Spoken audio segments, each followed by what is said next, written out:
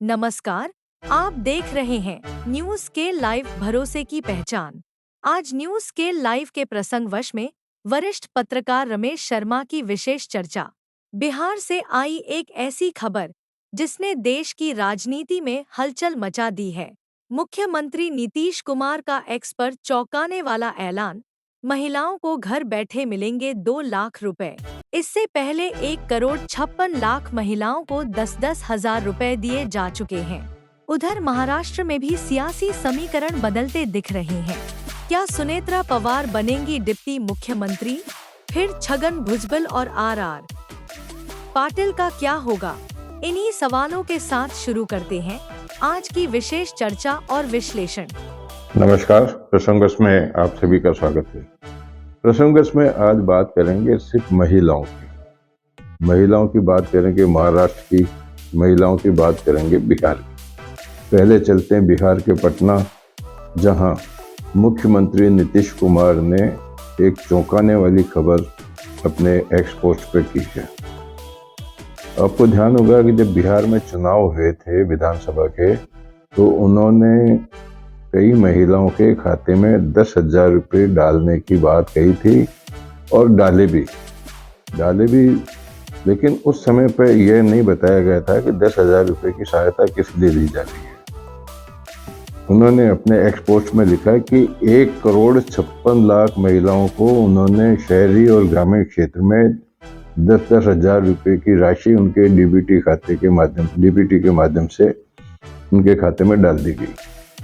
अब आज जो नई बात उन्होंने की है, उसमें उन्होंने कहा है कि जो बची हुई महिलाएं हैं उनको भी शीघ्र ही 10,000 रुपये की राशि दी जाएगी। 10,000 रुपये की राशि दिए जाने को लेकर के उस समय पे आरोप प्रत्यारोप की भी राजनीति चल रही थी कि चुनाव के समय में 10,000 रुपये देने का जो मुद्दा था वो कांग्रेस ने भी उठाया था और नीतीश विरोधियों ने भी उठाया था, भाजपा विरोधियों ने भी उठाया था कि यह एक प्रलोभन दिया जा रहा है। तो निश्चित रूप से सबसे बड़ी बात यह है कि नीतीश बाबू ने भले ही किसी भी वजह से कहा हो, लेकिन अगर हिंदुस्तान में हम वोटों की बात करें, चुनाव के अंदर अधिकांश क्षेत्रों में महिलाएं पुरुषों से ज़्यादा वोट देती हैं। और अब ये कहावत हो गई है कि जब चुनाव होने के अंतिम वर्ष में जब अगर कोई सहायता दी जाती है तो मतदाता कहता है ये तो इस बार दी जा रही है केवल चुनाव को देखते हुए। लेकिन इसके ठीक उलट नीतीश बाबू ने अब 2 लाख रुपए की सहायता राशि देने की बात कही है, लेकिन उसमें कुछ शर्तें भी लगाई है। उन्होंने कहा कि जिनको पहले 10,000 रुपये दिए गए थे उन्होंने उन रुपयों का क्या उपयोग किया। अगर उन्होंने सही उपयोग किया है तो महिला सशक्तिकरण, मुख्यमंत्री महिला रोजगार योजना के तहत उनको 2 लाख रुपए तक की राशि और दी जाएगी। सबसे बड़ी बात यह कि उन्होंने यह भी कहा है कि इतना ही नहीं है, ये राशि कमोबेश उनके काम की प्रगति को देख करके दी जाएगी। लेकिन उसके साथ साथ में उन्होंने ये भी कहा कि अगर किसी महिला उद्यमी का कार्य बहुत अच्छा पाया गया तो उसको एक मुश्त भी 2 लाख रुपए की राशि दी जाएगी सहायता के लिए। और सबसे बड़ी बात है कि फिर उन्होंने ये बात कही कि बिहार की महिलाओं को अब रोजगार के लिए बिहार से बाहर नहीं जाना पड़ेगा। अब जब बिहार की महिलाएं तो जाती नहीं रोजगार के लिए, जाते तो पुरुष ही हैं बिहार से। लेकिन ये है कि जब पुरुष बाहर जाएगा तो उसका परिवार भी साथ चले जाता है। इस ध्यान को रखते हुए और अब जो चुनाव परिणाम आए थे, उस चुनाव परिणाम के हिसाब से उनको जो मतदाताओं ने उनको जिताया था, उस हिसाब से उन्हीं वोटों को तो सुरक्षित करना चाह रहे हैं। लेकिन आने वाले समय में और ज़्यादा सिक्योर होने के लिए उन्होंने लगता है कि राजनीतिक कदम उठाया, जिसके तहत उन्होंने ये भी कहा कि जो महिलाएं अपने उद्योग को बढ़ावा देंगी उनको मार्केटिंग का काम भी सरकार का विभाग करेगा।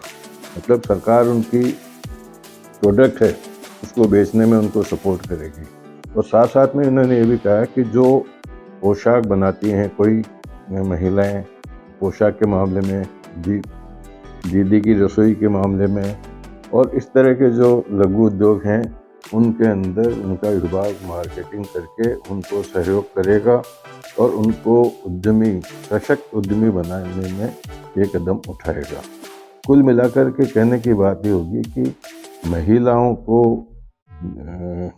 ठीक है, अगर उन्होंने जो जिस तरह की योजना बनाई है महिलाओं को सशक्तिकरण करने के लिए, लेकिन ये मानने वाली बात होगी कि क्या 2 लाख रुपए भी अगर मैक्सिमम किसी महिला को 2 लाख रुपए मिलते हैं तो 2 लाख में वो क्या प्रोडक्ट करेगी? उसका एक रनिंग कैपेसिटी भी तो होनी चाहिए ना उसकी। वो कच्चा माल भी लाएगी, तैयार भी करेगी। हो सकता है कि कुछ मामले में और महिलाओं को सहयोग लेकर के भी उसको प्रोडक्ट तैयार करना पड़ेगा, तो उसमें लाभ कितना मिलेगा? कुल मिलाकर के इसमें ये भी प्रावधान किया जाना चाहिए कि जो महिलाएं बहुत स्पीड से और अच्छा प्रोडक्ट करेंगी, जिनकी सेल ज़्यादा होगी, उनको और भी ज़्यादा बड़ी सहायता दी जा सकती है। तो कुल मिलाकर के ये है कि अगर ये इस तरह की बात लागू हो जाती है तो बिहार की महिलाओं को निश्चित रूप से, बिहार जिसको गरीब प्रदेश माना जाता था, उसमें एक विकास की गंगा बहने की संभावना बढ़ जाएगी और महिलाओं को भी अपने परिवार के पालन पोषण के लिए घर बैठे एक अच्छा साधन इससे उपलब्ध हो जाएगा। तो नीतीश बाबू की योजना आगे जाके कब शुरू होती है, हालांकि बजट सेशन आने वाला है, बजट सेशन में इसकी घोषणा होती है, किस प्रकार से इसको क्रियान्वित करेंगे वो देखने वाली बात होगी। लेकिन अगर ये कदम उठाया जाता है तो अन्य प्रदेशों में भी इस तरह के कदम उठाए जाने चाहिए जिससे वास्तव में महिलाएं अपने पांव पर खड़ी हो सके और अपना एक रोजगार खुद स्थापित कर सके। चलते चलते बात कर लेते हैं महाराष्ट्र। महाराष्ट्र की राजनीति में मैंने कल भी बताया था कि 2-3 विकल्प चल रहे थे कि अजीत पवार के निधन के बाद में डिप्टी सीएम कौन होगा, लेकिन वो उसका अब खुलासा हो गया है।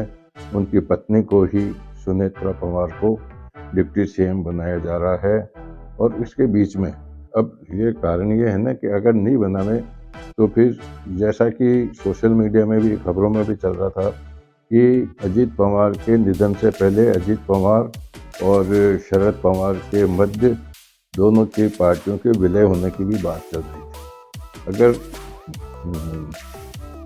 उनकी पत्नी को नहीं बनाया जाता तो हो सकता है कि भाजपा के सामने एक चुनौती खड़ी हो सकती थी, लेकिन अब भी स्पष्ट रूप से नहीं कहा जा सकता कि पार्टी का मुखिया कौन होगा, छगन भुजबल, आर पाटिल या फिर अन्य कोई और।